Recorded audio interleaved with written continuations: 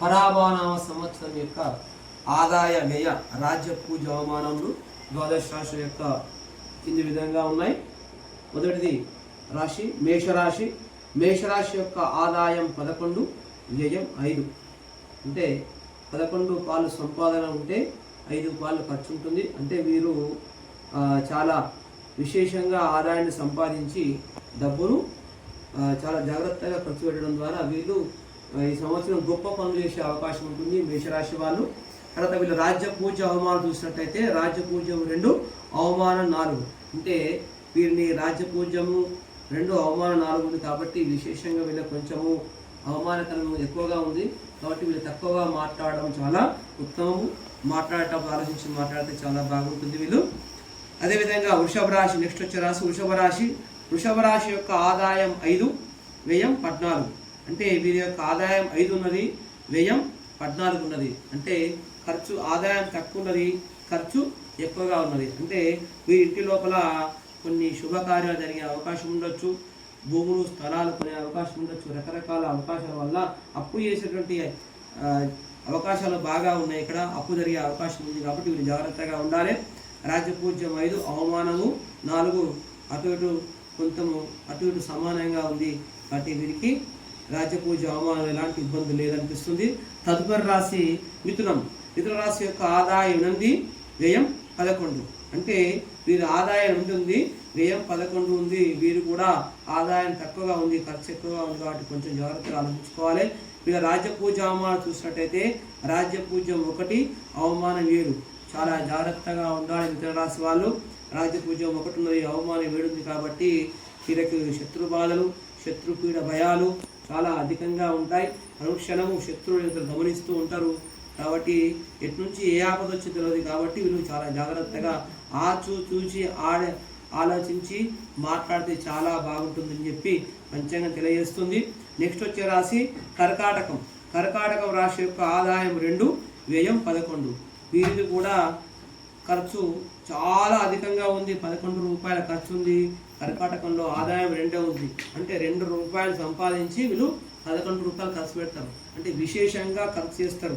మరి ఎలాంటి ఖర్చు ఉంటే వీళ్ళు చాలా జాగ్రత్తగా ఉండాలి. వీళ్ళు ఖర్చు విషయంలో కొంచెము ఆలోచించుకుంటా, అంటే కుటుంబ పరంగా ఒక దగ్గర కూర్చొని సమిష్టిగా నిర్ణయం తీసుకొని ఆలోచించుకొని అనవసరమైన ఖర్చు పెట్టకుండా అవసరమైన ఖర్చు పెడితే కొద్దిగా తగ్గించుకునే అవకాశం ఉంటుంది.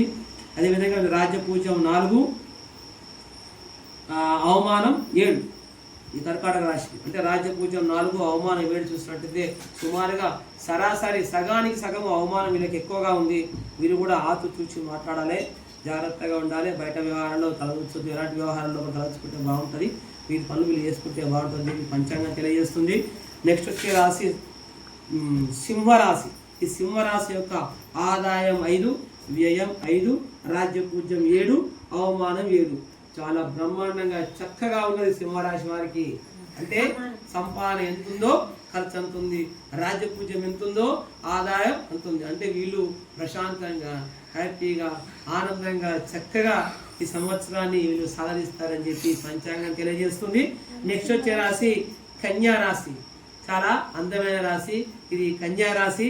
కన్యా రాశి ఆదాయం 8, వ్యయం 11, రాజ్యపూజ్యం 3, అవమానం 3. ఇది సరిసమానంగా ఉంది. ఇది రాజ్యపూజ్యం 3, అవమానం 3 సరిసమానంగా ఉంది కాబట్టి ఇలా ఏం బాధ లేదు. చూడడానికి ఏ రకంగా ఉందో వీళ్ళు మాట్లాడున్నా కానీ బయట వ్యవహారంలో ఆ రకంగా ఉంటే బాగుంటుంది. వీరి యొక్క ప్రవర్తన మార్చుకోవద్దు కన్యరాశి వాళ్ళు. అదేవిధంగా ఆదాయం లోపల ఆదాయం 8, వ్యయం 11. అంటే కొద్దిగా ఖర్చు ఎక్కువగా ఉంది. వీళ్ళు కొద్దిగా ఖర్చును ఆలోచించుకొని పెట్టుకున్నట్టయితే చాలా చక్కగా ఉంటుంది, బ్రహ్మాండంగా ఉంటుంది, సరిసమానంగా వెళ్ళిపోతుంటుంది. కాబట్టి ఆదాయాన్ని మాత్రం చూసుకుంటూ ఖర్చు పెడితే బాగుంటుంది. అంటే ఇంట్లో భర్త చెప్పి ఖర్చు పెట్టాలి, తల్లిదండ్రులు చెప్పి ఖర్చు పెట్టాలి, పిల్లలు బయట దొరకకపోతే కూడా ఆలోచించి ఖర్చు పెట్టాలి. పిల్లలు తెలియజేసుకుంటూ భర్త కొందామని భార్య ఆలోచించి కొనొద్దని చెప్పాలి. భార్య కొందామని కూడా భార్య భర్తలు కూర్చొని ఆలోచించుకొని మనం వ్యయం లేకుండా చూసుకునేటట్టు చాలా బాగుంటుందని తెలియజేస్తుంది. నెక్స్ట్ వచ్చే రాశి తదుపరి రాశి తులారాశి. తులారాశి యొక్క ఆదాయం 5, వ్యయం 14. బ్రహ్మాండంగా వ్యత్యాసం చూసినట్టు 9 ఉంటుంది. ఇక్కడ ఆదాయం 5 అంటే 5 రూపాయలు ఆర్జన చేస్తే 14 రూపాయల ఖర్చు చూపిస్తుంది పంచాంగం. నాది కాదు ఇది తులారాశి. తులారాశి అంటే తూగినట్టే ఉండాలి, లేదు ఈసారి చాలా ఇబ్బందికరంగా ఉంది. కాబట్టి వీరు కూడా ఖర్చు అమోఘంగా పెడుతున్నారు పిల్లది. మరి ఎలాంటి కార్యక్రమాలు ఉంటే అంటే వివాహ శుభ కార్యక్రమాలు జరుగుతాయి, దాని ద్వారా ఖర్చు పెరుగుతుంది. భూమి కొనుగోలు ద్వారా ఖర్చు పెరుగుతుంది. రోగ భయాల ద్వారా ఖర్చు పెరుగుతుంది. అంటే ఇంట్లో ఎవరైనా మంచివాళ్ళు లేకపోతే రోగ పీడితులు ఉంటే మాత్రం చాలా ఖర్చు ఉంటుంది. వాళ్ళందరూ కూడా జాగ్రత్తగా ఉండాలని చెప్పి తులారాశి తెలియజేస్తుంది. అంటే దూర ప్రయాణాలు కానీ ప్రయాణ ఖర్చులు కానీ ఆలోచించుకొని పెట్టుకోవాలి. దుబాయ్ పోవడం కానీ విదేశీ పర్యటన ఉంటే మాత్రం చాలా జాగ్రత్తగా ఆలోచన చేసుకోవాలి. అవసరం ఉంటే విదేశీ పర్యటన చేయండి, లేకపోతే భారతదేశం మొత్తం తిరిగిరండి. కానీ విదేశీ పర్యటనలు కానీ ఖర్చులు కానీ తగ్గించుకుంటే బాగుంటుందని చెప్పి తులారాశి తెలియజేస్తుంది. అదేవిధంగా రాజ్యపూజ్యం 6 అవమానం 3. బ్రహ్మాండంగా ఉంది. రాజ్యపూజ్యం 6 అవమానంగా 3 అంటే 6 వీళ్ళను శబాష్ అంటారు, 3 వీళ్ళను చిట్టుకునే అవకాశం ఉంది. ఇది బ్యాలెన్స్గా ఉంది. అంటే ప్రజల్లో వీళ్ళకు పలుకుబడుతుంది. అంటే ప్రజల్లో పలుకుబడి పెరుగుతుంది అంటే అర్థం ఏంటంటే ఖర్చులు పెరుగుతాయని లెక్క. అదే ఇక్కడ రాసుకున్న తులారాశి వాళ్ళు. నెక్స్ట్ వచ్చే రాశి తదుపరి రాశి వృశ్చిక రాశి. తదుపరి రాశి వృశ్చిక రాశి. ఆదాయం 11, వ్యయం 5. అంటే గత 2 సంవత్సరాలు వీళ్ళకి రివర్స్ ఉండే, ఆదాయం తక్కువ ఉండే, ఖర్చు ఎక్కువ ఉండే. కానీ ఈసారి అంటే వీళ్ళకి అర్ధాష్టమ శని ఉండే, ఈ అర్ధాష్టమ శని పూర్తిగా తొలగిపోతుంది. తొలగిపోవడం ద్వారా వీళ్ళకు శుభ ప్రయాణం ప్రారంభం అవుతుంది. ఆదాయం 11, వ్యయం 5. అంటే డబ్బులు ఎక్కువ సంపాదిస్తాడు, ఖర్చు తక్కువ ఉంటుంది. ఎందుకు అంటే జరుగుతుంది ఇట్లా అంటే ఈయన వృశ్చిక రాశి అంటే ఖర్చు పెట్టే వాళ్ళే. బట్ ఎందుకు జరుగుతుంది అంటే గతంలో సంవత్సరాల నుంచి వీళ్ళు బాగా ఖర్చు పెట్టుకుంటూ రావడం జరిగింది. అందువల్ల వీళ్ళు అప్పుల పాలయ్యింది. ఈ సంవత్సరం అప్పులు బ్యాలెన్స్ కావడానికి అవకాశం ఉన్నటువంటిది ఇక్కడ స్పష్టంగా కనిపిస్తుంది. గత 2 సంవత్సరాలు చూస్తున్నట్టయితే వృశ్చిక రాశి వాళ్ళకు ఖర్చు బాగా ఉండే, ఈసారి తక్కువ ఉన్నది. తర్వాత వీళ్ళకు రాజ్యపూజ్యం 2, అవమానం 6. ఇక్కడ రాజ్యపూజ అవమానం విషయంలో చాలా తేడా ఉంది. వృశ్చిక రాశి వాళ్ళు చూసి ఆలోచించి మాట్లాడాలి. ఎందుకంటే ఇంట్లో మాట్లాడినా, పిల్లలతో మాట్లాడినా, తల్లిదండ్రులతో మాట్లాడినా, బంధువులతో మాట్లాడినా, బయట స్నేహితులతో పరావణ సంవత్సరం లోపల వృశ్చిక రాశి యొక్క రాజ్య పూజ అవమానం చూసినట్టయితే 2, 6 ఉంది ఇక్కడ. అంటే రాజ్య పూజ్యం 2, అవమానం 6. అంటే ఎలాగైతే చాలా రాశులకు అవమానం ఎక్కువగా ఉంది, మిగతా రాశి వాళ్ళకు 1, 7 ఉంది, అవమానం 7 ఉంది. కాబట్టి వీళ్ళందరూ కూడా ఎక్కువగా అవమానం ఎక్కువ రాసే వాళ్ళు. ఇది పరాభావ సంవత్సరం లోపల పరాశక్తి అమ్మవారు, తర్వాత అయ్యవారు, పరమేశ్వరుని యొక్క నామాన్ని జపించినట్టయితే ఈ సర్వ అవమానాలన్నీ కూడా సర్వ కార్యాలు కూడా సమృద్ధిగా కొనసాగుతాయి. అందుకనే మనం పఠించాల్సిన నామమాత్రం ఒకటే, ఓం నమ శివాయ నమ శివాయ నమ శివాయ మంత్రాన్ని రోజు పఠించినట్టయితే, త్రికాసంధి లోపల రోజు పఠించినట్టయితే ఇవన్నీ కూడా తొలగిపోతాయని చెప్పి తెలియజేస్తుంది. నెక్స్ట్ వచ్చే రాశి ధనుస్సు రాశి. ధనుసు రాశి యొక్క ఆదాయం 14, వ్యయం 11, రాజ్యపూజ్యం 5, అవమానం 6. అటో ఇటు రాజ్యపూజ అవమానం సరితూకంగా ఉన్నాయి, కొద్దిగా తేడా లోపల. కానీ ఆదాయం 14, వ్యయం 11. వీరు కూడా డబ్బు ఎక్కువ సంపాదిస్తారు, ఖర్చు కూడా సుమారుగా దగ్గరగా ఖర్చు పెడతారు. కాబట్టి వీరు కూడా బాగుంది. తర్వాత నెక్స్ట్ వచ్చే రాశి తదనంతర రాశి మకర రాశి. మకర రాశి యొక్క ఆదాయం 2, వ్యయం 8. ఇక్కడ చాలా వ్యత్యాసం ఉంది. మకర రాశి ఆదాయం 2, వ్యయం 8. అంటే ఇక్కడ వీళ్ళు కూడా ఖర్చు ఎక్కువగా పెట్టే అవకాశం ఉంటుంది. ఈ రాశి వాళ్ళు వాళ్ళ పేర్ల మీద నామాల మీద చూసుకున్నట్టయితే బాగుంటుంది. ఆ రాశి వాళ్ళు జాగ్రత్తగా ఉండాల్సిన సందర్భం ఉంది ఆదాయ వ్యయాల లోపల. ఎందుకంటే ధనమేరా జగతికి మూలం. డబ్బు లేకపోతే మనిషిని ఎవరు ఈ సమాజంలో గౌరవించరు, విలువరు. ఈ డబ్బు శాసిస్తున్న కలియుగం లోపల డబ్బును చాలా జాగ్రత్తగా ఖర్చు పెట్టుకొని ఆలోచించుకునే సందర్భం ఉందని ఇప్పుడు తెలియజేస్తున్నాడు. తర్వాత వీళ్ళ యొక్క రాజ్యపూజ్యం 1, అవమానం 2, 1, 2 పెద్ద తేడా కనిపిస్తుంది, బాగానే ఉంది.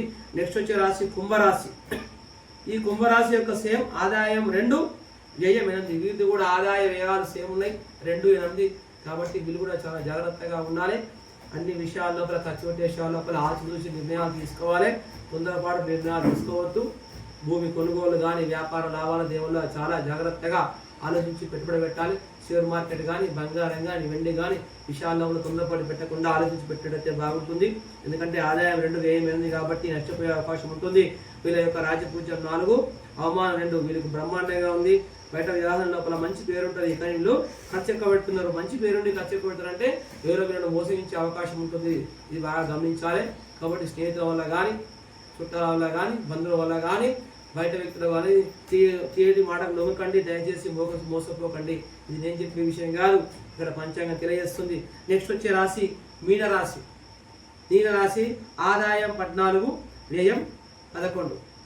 ధనుసు రాశికి ఎట్లుందో సేమ్ వీళ్ళకి అట్లే ఉంది. అంటే ఆదాయ వ్యయం లోపల ఆదాయం 14, వ్యయం 11. అంటే సుమారుగా వీళ్ళు బ్రహ్మాండంగా రాణిస్తారు అన్నట్టు.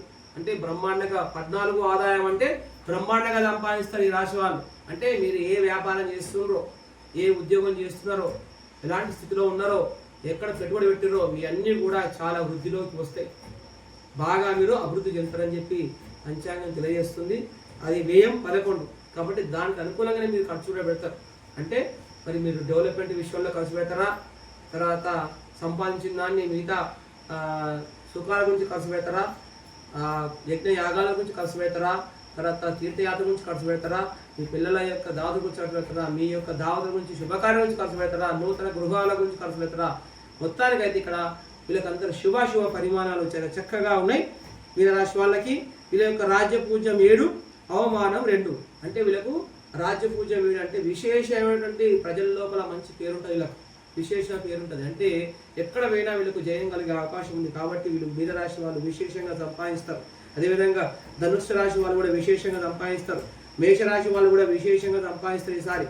ఈసారి వృశ్చిక రాశి వాళ్ళు కూడా విశేషంగా సంపాదిస్తారు. అంటే ఈ 4 రాశి వాళ్ళు మేష, వృశ్చిక, ధనస్సు, మీన ఈ రాశి వాళ్ళు నలుగురు కూడా ఈ సంవత్సరము బ్రహ్మాండంగా సంపాదించినటువంటి అవకాశము స్పష్టంగా సువిష్టంగా కనబడుతుంది. ఇది పంచాంగ నిర్ణయించిన ప్రకారం తెలియడం జరుగుతుంది. ఇది పరాభవ నామ సంవత్సర ఆదాయ వ్యయ రాజ్య పూజ అవమానాన్ని తెలియడం జరిగింది.